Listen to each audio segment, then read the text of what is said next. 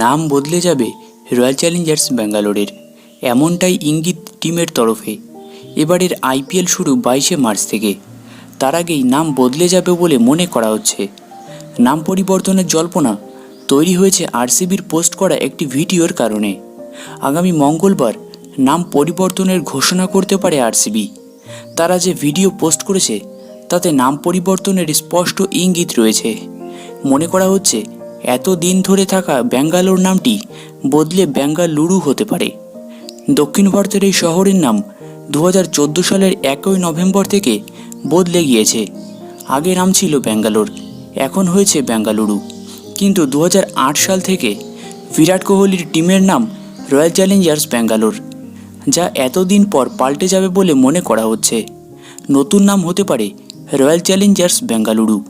22শে March থেকে শুরু IPL. প্রথম দিন চেন্নাই সুপার কিংসের মুখোমুখি হবে আরসিবি।